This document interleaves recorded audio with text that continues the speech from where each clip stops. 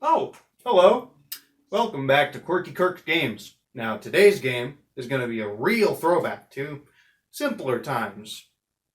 We're playing and reviewing the original DooM from 1993. And oh man, this sure is a game. Back in the early 90s, they didn't have downloads. They also didn't have CDs back then, so they had to make do with floppy disks. Kinda looks like the button you press to save a file in a program, huh? Floppies couldn't store a lot of stuff on them, so things that required a lot of computer space were split across multiple floppy disks. DooM was no exception. It required around 4 or 5 disks. To put the size into perspective, most floppy disks could hold about 1.5 megabytes. If 2016's DooM was released on floppy disks, you'd need to store its whopping 76.7 gigabytes. That would total up to over 53,000 floppy disks. That's a lot more floppy disks than there are bones in my body. A lot more. That's certainly not healthy, is it?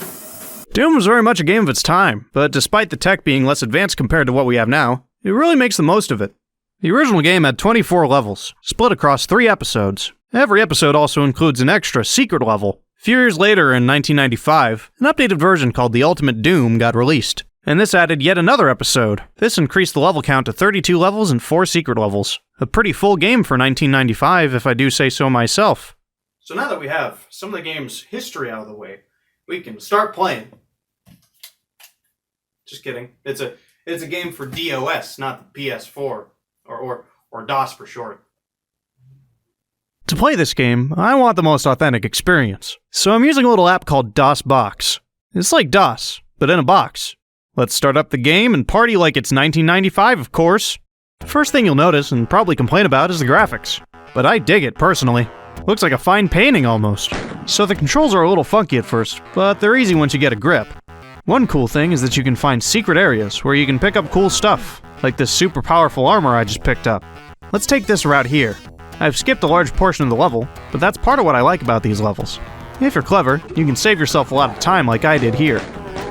You can see that despite not aiming directly at this monster, I can kill him like any other. You can't look up and down in this game, so instead it has some sort of auto-aim quirk. I think it's related to how the game is programmed, and not an actual auto-aim feature, but you can correct me if I'm wrong. And look at that, 1 minute. Looks like I'm pretty fast. Next level's a little more interesting. This little area here houses a shotgun, which can make quick work of killing the monsters in a way that your standard pistol can't. Clean sweep. You can see a door here, with red marks. I can't open it though. I need to find a red key. Can you imagine if you needed a key for every door in your house?